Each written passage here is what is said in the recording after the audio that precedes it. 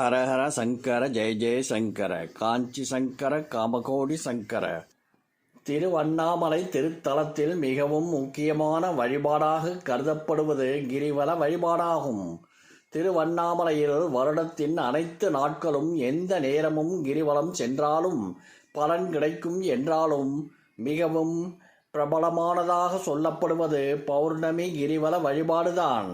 மாதந்தோறும் பௌர்ணமி நாட்களில் ஆயிரக்கணக்கான பக்தர்கள் திருவண்ணாமலையில் கிரிவலம் செய்து வழிபடுவதை வழக்கமாக வைத்துள்ளார்கள். ஒவ்வொரு மாதமும் திருவண்ணாமலையில் பௌர்ணமி நாளில் கிரிவலம் செல்வதற்கு ஏற்ற நல்ல நேரத்தை அருணாச்சலேஸ்வரர் கோவில் நிர்வாகமே வெளியிட்டு வருகின்றது. அந்த வகையில் இந்த ஆண்டு நவம்பர் மாதத்தில் நவம்பர் 5ஆம் தேதி புதன்கிழமை பௌர்ணமி வருகிறது. இது சிவ வழிபாட்டிற்கு மிகவும் ஏற்ற சிவபெருமானுக்கு வருடத்திற்கு ஒரு முறை அன்னாபிஷேகம் நடைபெறும் ஐப்பசி மாத பௌர்ணமி என்பது கூடுதல் சிறப்புடையதாகும். அஸ்வினி நட்சத்திரமும் பரணி நட்சத்திரமும் இணைந்து வரும் நாளில் ஐப்பசி பௌர்ணமி வருகிறது. அஸ்வினி நட்சத்திரத்திற்குரிய தெய்வம் சரஸ்வதி தேவி, பரணி நட்சத்திரத்துக்குரிய தெய்வம் யம தர்மராஜா ஆவார். பரணி நட்சத்திரத்துக்குரிய கிரகம் சுக்கிர பகவான் ஆவார். பொதுவாகவே புதன்கிழமையில் திருவண்ணாமலையில் கிரிவலம் சென்றால் கல்வி கலைகளில் தேர்ச்சியும் முக்தியும் கிடைக்கும்.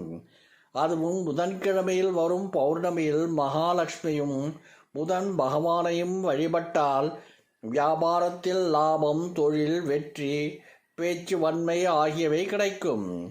இந்த ஆண்டு நவம்பர் மாதத்தில் வரும் ஐப்பசி பௌர்ணமியில் இத்தனை சிறப்புகளும் இணைந்து வரும் நாளில் திருவண்ணாமலையில் கிரிவலம் செல்வது மிக உயர்ந்த புண்ணிய பலனை தரும்.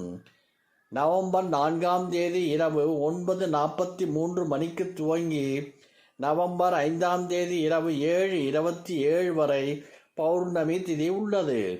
இருந்தாலும் நவம்பர் 4ஆம் தேதி இரவு 10:36 மணி துவங்கி நவம்பர் 5ஆம் தேதி மாலை 6:48 வரை திருவண்ணாமலை பௌர்ணமி கிரிவலம் செல்ல ஏற்ற நல்ல நேரமாக அறிவிக்கப்பட்டுள்ளது. இந்த நேரத்தில் பௌர்ணமி கிரிவலம் செல்வது சிறப்பானதாகும். வழக்கமாக ஐப்பசி பௌர்ணமியும் பரணி நட்சத்திரமும் இணைந்து வரும் நாளில்தான் ஈசனின் லிங்க திருமேனிக்கு அன்னாபிஷேகம் செய்வார்கள். அந்த வகையில் இந்த ஆண்டு நவம்பர் 5ஆம் தேதி மாலையே அனைத்து சிவன் கோவில்களிலும் அன்னாபிஷேகம் நடைபெறும். இந்த சமயத்தில் திருவண்ணாமலையில் கிரிவலம் வந்து அஷ்டலிங்கங்களையும் தரிசித்து அண்ணாமலையாரையும் தரிசித்தால் எப்படிப்பட்ட பாவமும் தீர்ந்து முக்தி கிடைக்கும்.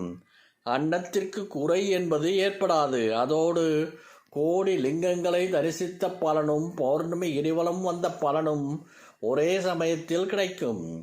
சிவனே மலையாக வீற்றிருக்கும் திருத்தலமாக கருதப்படும் திருவண்ணாமலையில் ஐப்பசி அன்னாபிஷேகம் அன்று கிரிவலம் வருவது சொல்ல முடியாத அளவிற்கு அற்புதமான பலன்களை தரும். ஹரஹர சங்கர ஜெய ஜெய சங்கர காஞ்சி சங்கர காமகோடி சங்கர.